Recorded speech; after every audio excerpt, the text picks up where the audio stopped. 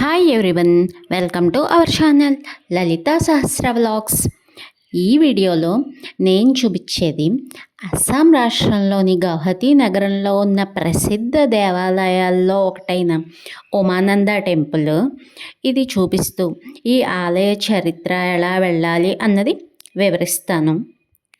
గౌహతి నగరంలో ప్రసిద్ధ దేవాలయాల్లో ఇది కూడా ఒకటి.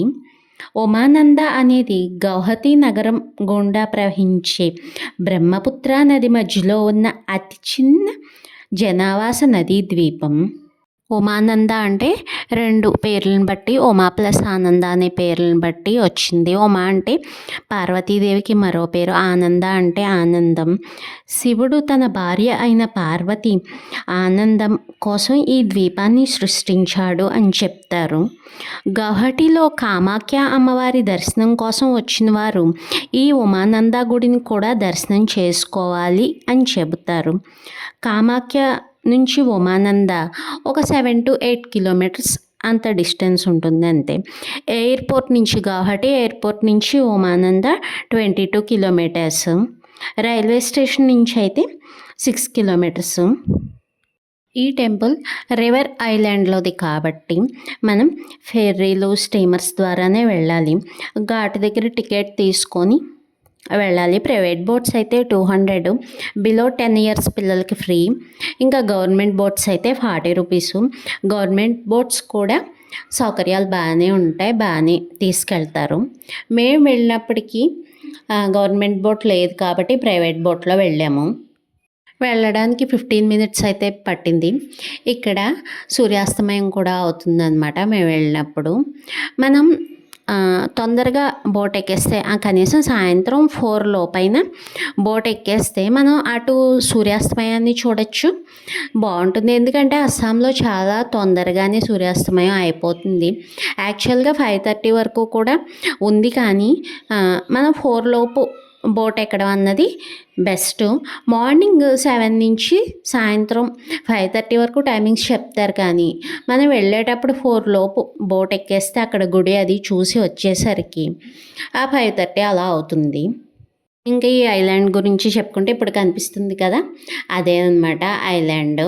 దీన్ని పీకాక్ ఐలాండ్ అని అనేవారట బ్రిటిషర్స్.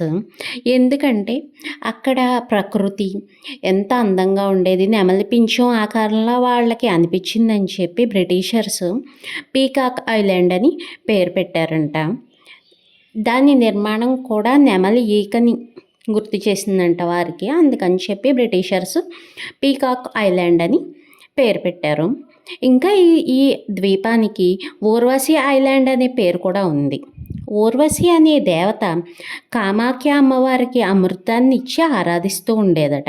అందుకని ఊర్వశి ఐలాండ్ అని కూడా అంటారట. ఇక్కడ రోప్వే కనిపిస్తుంది కదా, ఇదైతే ఐలాండ్కి లేదు. బ్రహ్మపుత్ర రివర్ అటు ఇటు చూడడానికి, అటు ఇటు వెళ్ళడానికి, పైనుంచి వ్యూ చూడడానికి ఉంది, కానీ ఐలాండ్కి అయితే లేదన్నమాట రోప్వే దిగడానికి. ఈ ఆలయాన్ని తాయ్ అహోం రాజవంశం యొక్క బలమైన పాలకుల్లో ఒకరైన గదాధర్ సింగ్ 1694 ADలో ఈ ఆలయాన్ని నిర్మించారు.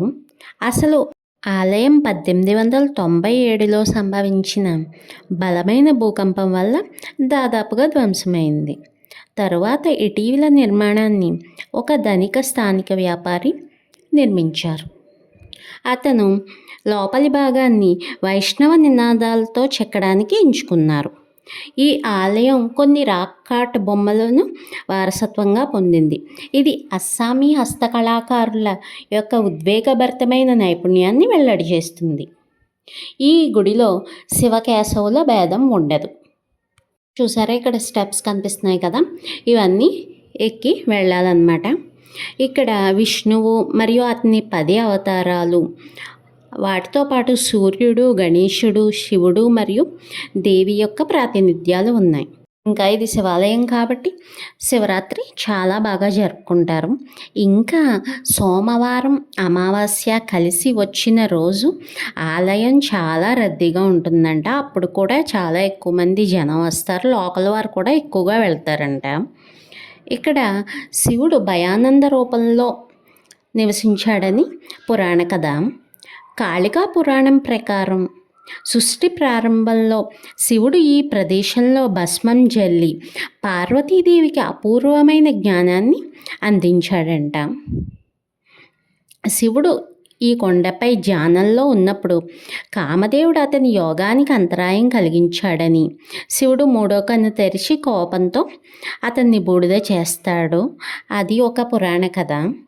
అందుకే ఈ కొండని భస్మాచల్ అని కూడా అంటారు. క్యూ లైన్ చూశారు కదా.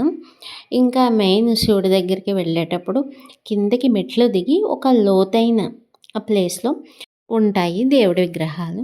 చాలా బాగా అయింది దర్శనం. అయితే దర్శనం చేసుకుని మళ్ళీ తిరుగు ప్రయాణం. ఆ రోజు December 31 కాబట్టి ఓ పక్కన సెలబ్రేషన్స్ కూడా కనిపిస్తున్నాయి. ఆ బ్రహ్మపుత్ర రివరు నైట్ వ్యూలో చాలా బాగుంది.